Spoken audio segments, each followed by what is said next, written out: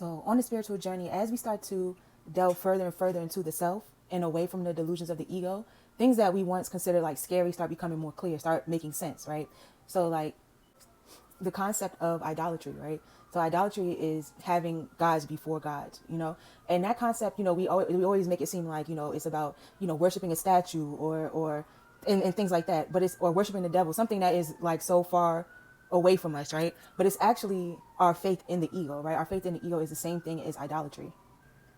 The ego is the concept of fear that we made within ourselves, right? So that concept of fear is what we act out of, right? That is the basis. That is the core of the ego, is fear, right? And if God is love, love is the opposite of fear, right? But we are worshiping that God of fear, right? We made fear our God because that's what we focus on. That's what we're caught up in. We're caught up in the fear of the ego, right? And we're not caught up in it because it's real. We're caught up in it because we've made it real for ourselves, right? We've been worshiping a God outside of God, right? And that's a God outside of the self, right? If the self is love and God is love, then we should be in a state of love. We should be living in a state of love. But the fact that we're living in a state of fear, which is a state of lovelessness, means we have another God above our God, right? We have faith in another God above our God, giving something outside of ourselves, something that's non-existent, right? Something outside of ourselves power, right? The false outside world, the world that is will come to an end someday. So we give our power to our immortal self to something that has an end. That has a beginning and an end. And we give that more power than we give the faith of our own selves, right, or the faith of God. We've given it away. So when we hear to have no gods above me, is to worship no God above God. You know what I'm saying? And that worship starts within the self, right? The altar is the self, right? That is where existence resides. Resides within the self, right? If we are projections of our true self, out into this world, then our truth, our reality is internal, right? So outer, um, statues or whatever you might call it, that has nothing to do with our belief system, right? Unless nothing outside of ourselves has any power in itself, So we're the ones that give it power. So a statue alone is not sinful or is not going to take you off kilter because it has no power of its own, right? But the belief that we give these things outside of ourselves is what gives it power.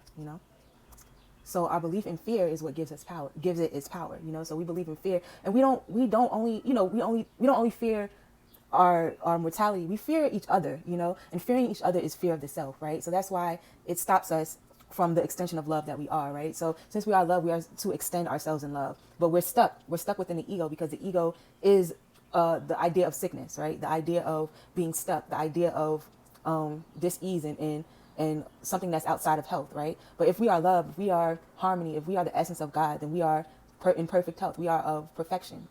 So to be outside of that has to be an illusion, right? To be outside of that is idol worship because it's worshiping a God outside of the true God. And the only reason why it's true is because we've made it true for ourselves.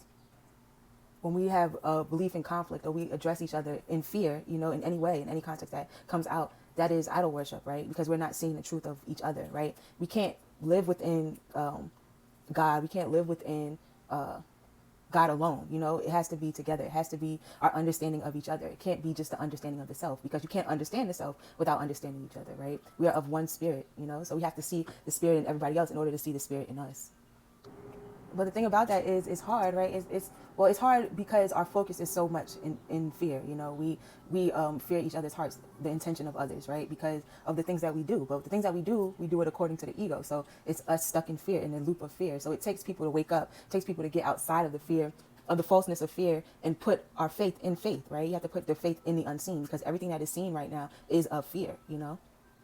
Everything that is seen right now is of a falseness of reality. So to see each other in truth, we have to believe in what is not seen. We have to believe in the hearts of each other, right? We have to believe in God because our hearts are where God resides, right? That energy that flows through us, our connectedness is where God resides. You know what I'm saying? The connectedness of our hearts. So even when something's going wrong, even when somebody's coming up against you, even when you feel like you're in the middle of turmoil, in the middle of a situation, you have to wake ourselves up out of that. You know what I'm saying? And it's imperative that the people who are awake continue to wake themselves up out of the illusion, because we have to wake up each other. So when we wake up to our hearts and to everybody else's hearts, you give other people permission to do the same, right?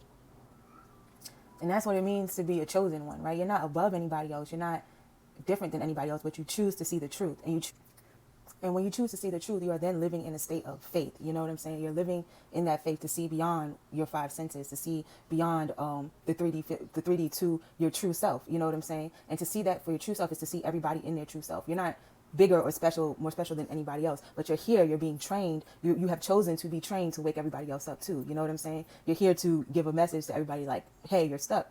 We're stuck. Let's kind of wake up from this illusion, wake up from this delusion, you know? And it's not, and it's to tell everybody else that they're special as well, that they have the power within them as well, that there's nothing lacking with them as well, you know? So everybody will be chosen at one point or another. Maybe not in this lifetime, maybe in another lifetime, whatever. But everybody's going to have to wake up to who they truly are, which is love, right? Which is truth, which is wholeness. You know what I'm saying? Everybody has to wake up to that. And when you do wake up to that, you will be trained in a way that trained by the Holy Spirit. You know what I'm saying? And that, you know, that's going to happen in its own way. So each their own. You know, everybody happens to everybody in a different way. You know what I'm saying? I can speak on my own experience, but everybody is different. You know. But everybody is waking each other up. Everybody's waking up to themselves to wake each other up. So we're waking up to ourselves, and we're waking up to everybody else to wake each other up. You know, it is not a solo mission. It's not, you know, we're not here just for ourselves. You know, again, love is extended. Love is not solo. You know, love is extended, and we are all of God's creations. You know, so all of us will wake up. You know, all of us are here for each other. All of us are here to love each other. So to know about things like idol worship is not to scare us back into submission, like, you know, like how we were taught in you know, about the Bible. It's not to scare us back into submission, but to show us what it means how to be out of alignment with who we truly are, out of alignment with God. You know, it's to have other gods above God. You know, our us not recognizing who we are is having other gods above God.